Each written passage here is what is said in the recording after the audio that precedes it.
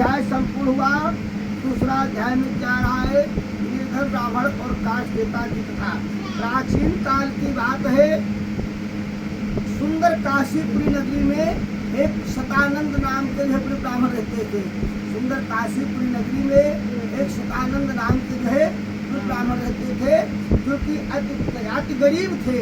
इतना वो गरीब थे कि भिक्षा यापन करके अपना जो जीवन चलाते थे, और भिक्षा से जो है केवल भोजन भर के लिए हो पाता था। वो भी भोजन में भी जो है कभी कभी कमी आ जाती थी, लेकिन उसके उपरांत कुछ बचता नहीं था। उनका नाम था शतानंद महाराज। शतानंद जो है ब्राह्मण सुंदर काशीपुरी में रहते थे। भिक्षा मांग करके अपना जो श्री सूर्य जी कहते बोले भिक्षा मांग करके अपना जीवन यापन करते थे।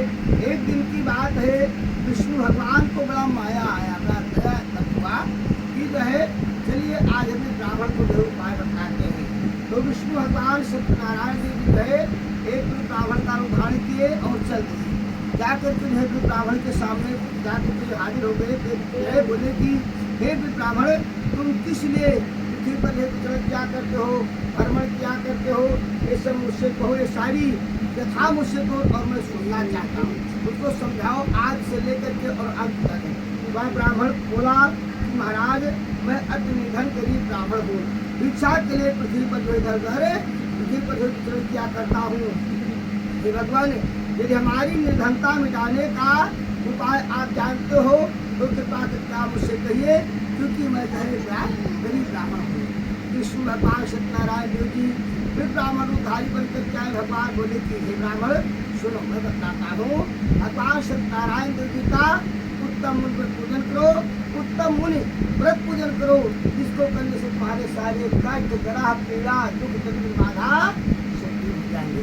इतना बातचीत करते करते जो है और जो है वो फिर ब्राह्मण को जो है अंतर ध्यान हो गए। बात करते करते ऊपर शांत ध्यान हो गए। अब वो ब्राह्मण ने सोच लिया कि बात करते करते यहाँ ये न मालूम कहाँ लापता हो गए। इसका मतलब ये कोई ब्राह्मण नहीं थे, ये कोई साधारण इंसान नहीं थे, तो कोई जो है देवी देवता थे। चलो हम जो है भगवान सत्यनारायण देव जी का व्रत पूजन जरूर करेंगे। वो वहाँ से आया, भिक्षा मांग करके रात्रि में पहुँचा। रात्रि में ठीक तरह से उसको नींद नहीं आई।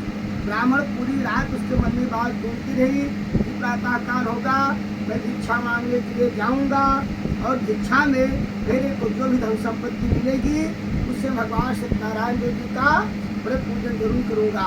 चलते चलते जो है प्रातः काल हुआ और जो सारा अपना स्नान ध्यान करके संध्या वंदन करके भगवान ठाकुर जी शालिग्राम भगवान लड्डू गोपाल जी का भोग लगाया, अपना झोला मंत्रा संभाला तंत्रमंडल और जो है चल दिया।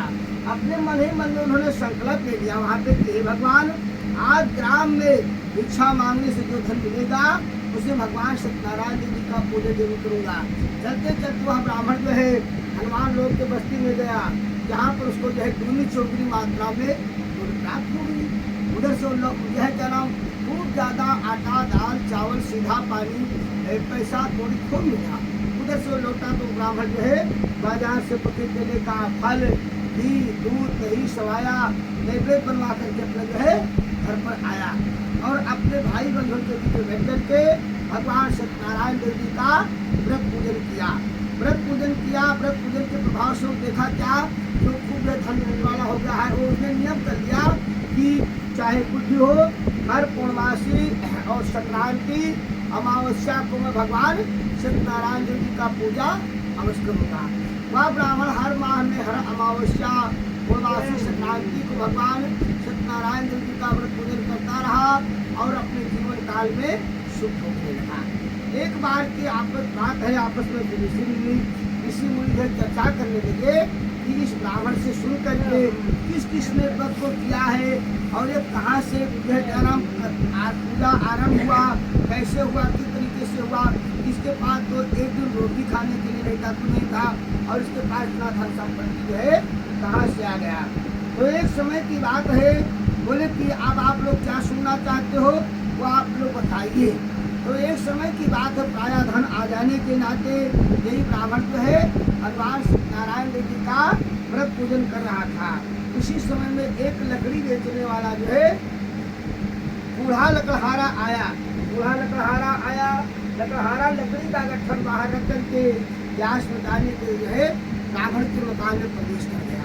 लकड़हारे ने देखा कि शंखा ध्वनि हो रही है और जो है श्रीमन नारायण ध्वनि हो रही है। भगवान का कथा में जो है चरम भगवान का चर्चा चला चला, बोला कि चलो हम लोग यही जल पियेंगे, पानी यही पियेंगे। गया तो क्या देखा कि पूजन हो रहा है। अब वो जो है पूछने लगा कि हे देवता, हे ब्राह्मण, आप ये कौन से देवी देवता की पूजन कर रहे हैं, कृपा करके आप उसे बताइए।